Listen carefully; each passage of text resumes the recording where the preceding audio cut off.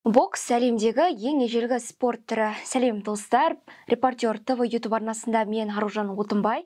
Бүгін сіздерге бокс тарихына шолу жасап, ережелермен толығырақ таныстыратын боламын. Бүгінгі таңда миллиондаған адам көз тіккен бокстың шығу тарихы біздің заманымыздан бұрынғы 7-ші ғасырдан бастау алған. Тіпті Олимпиада ойындарының бағдарламасына енгізілген ежелгі Грецияның жұдырығын осы спорттың атасы деп атауға болады. Бокстың алғашқы ережелер жинағы 1743 жылы жарияланған, ал 1887 жылы ережелер бұрынғыдан да күрделене түседі.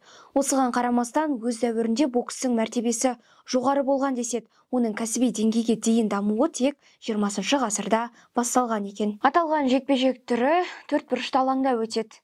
Әдетте жекпе-жек ұзақтығы 12 минутқа дейін созылады, яғни әр раунд 3 минуттан тұрады.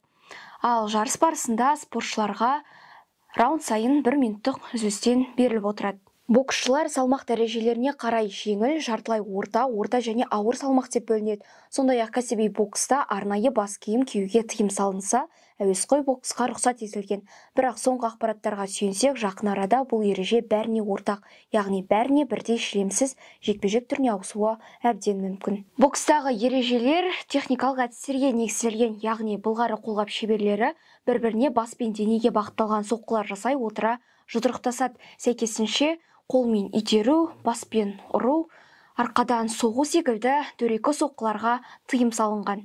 Егер спортшының бірі екіншісіне соққы жасап қарсыласты құлатса, төреші 10 секундқа дейін санап бастайды. Осы уақыт ішінде спортшы орнынан тұрмаса, қарсыласы нокаутпен жеңіске жетеді. Егер боксшы тұрып, бірақ шайқалып, не болмаса өзін қорғамай жүрсе, төреші жекпе-жекті тоқтатып, техникалық нокаут жариялауы әбден мүмкін. Ал спортшыларды қос тараптың соққылар саны мен сапасына, шеберліктері мен қорғаныстарына қарап бағалайды. Және жарыс соңында көп бай жинаған спортшы жеңіске жетеді. Бүгінде көк туымызды көкке көтеріп, үлкен алаңдарда ел намысын қорғап жүрген боксшыларымыздың қатары көп. Осы тұста Париж 2024 Олимпиада ойындарында ел қоржынына күміспен қола жүлде әкелген Нұрбек Оралбай мен Назым Қызайбайдың есімдерін зор мақтанышпен атап өтуге болады. Міне достар, көгілдір экраннан қызықтап қарайтын бокс өнерінің шығу тарихы мен ережелер осындай. Ал сіз қай боксшыға жанкүйерсіз? Төменге жаза отырыңыз. Сіздермен бірге болған мен Аружан Отынбай. Біз қоштаспаймыз, тек келесі жүздескенше сау болыңыздар.